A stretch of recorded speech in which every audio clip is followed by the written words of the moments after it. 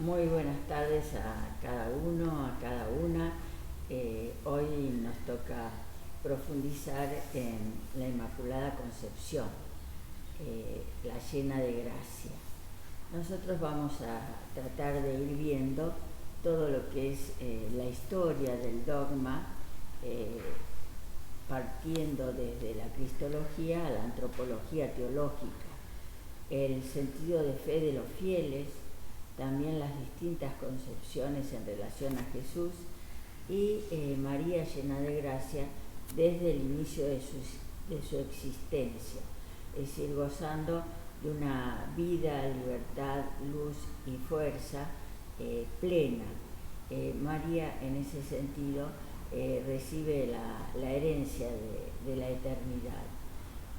En cuanto a la historia, la devoción popular siempre lo ha visto a la Inmaculada Concepción como un milagro.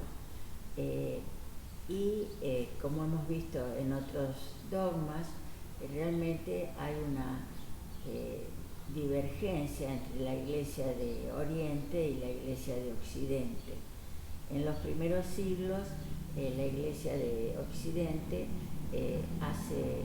se vale de la iconografía para resaltar todo lo que es la Inmaculada, o lo que consideran que es la Inmaculada Concepción, cómo fue concebida, y aquí se tiene muy en cuenta el protoevangelio de Santiago, un evangelio apócrifo, donde dice que Joaquín y Ana se encontraron en la puerta del templo y allí Ana quedó embarazada. Estas imágenes pasan o adquieren su esplendor en el siglo XVI y siglo XVII, donde muchos pintores, sobre todo pintores españoles, realizan diversos cuadros sobre la Inmaculada. También entra en la liturgia como toda santa, inmaculada, sin pecado. Y la Iglesia occidental, por otro lado, considera en ese tiempo que solo Jesucristo nació sin pecado original, porque no existió la concupiscencia. Como hemos visto con el dogma de la virginidad, esta concepción de que el pecado original se transmitía a través de la relación sexual de generación en generación. Existen entonces distintos condicionamientos biológicos frente a la Inmaculada Concepción.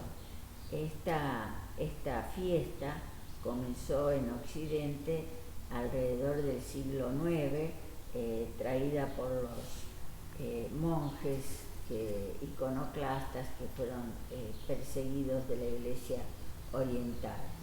En la Edad Media surgen distintos santos, San Anselmo, San Bernardo de Claraval y los canónicos de León, que se oponen al dogma de la Inmaculada Concepción.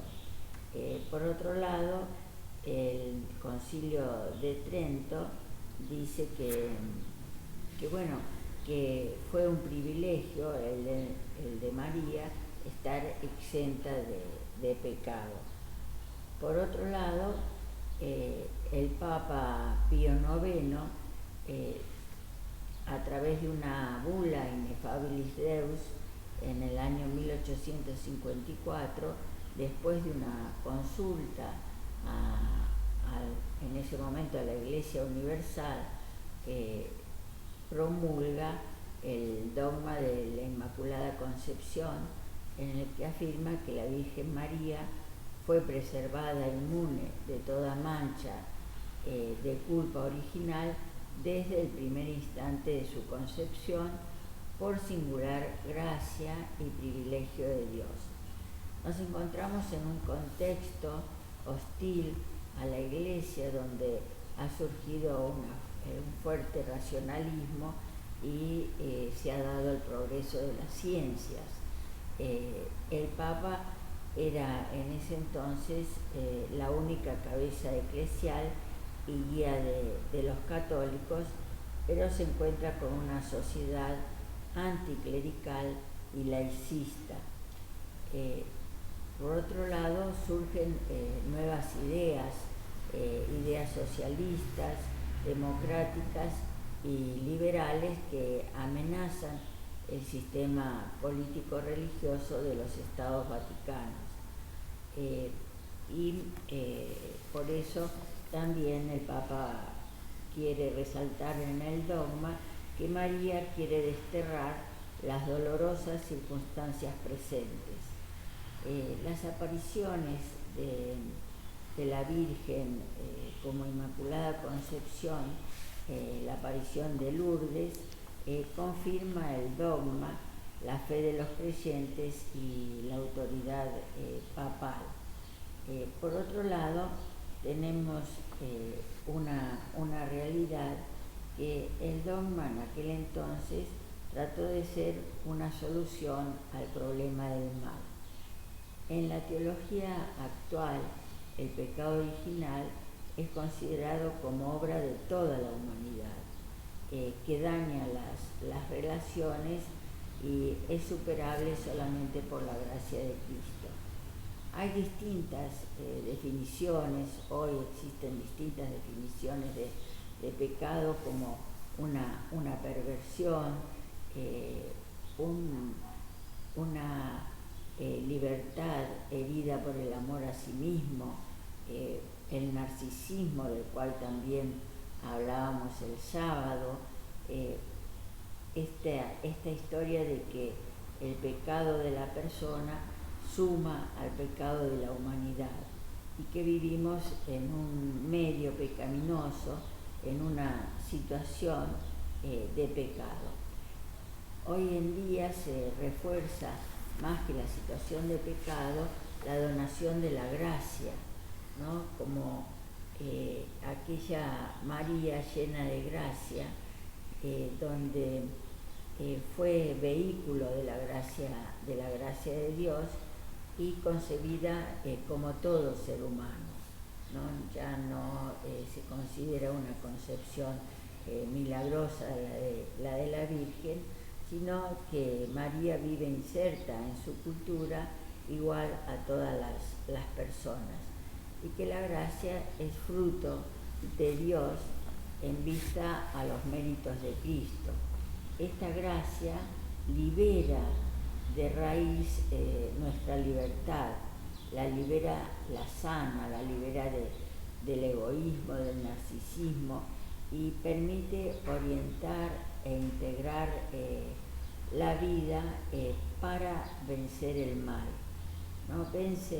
La gracia también vence las mediaciones negativas, y por eso María se mantuvo en un estado de gracias y pudiendo integrar los dinamismos de la existencia, ¿no? Tanto el bien como también poder integrar y transformar el mal en bien, ¿no?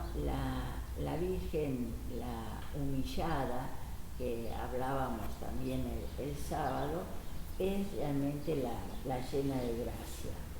La Inmaculada Concepción supera toda visión negativa de la sexualidad y del proceso de la generación.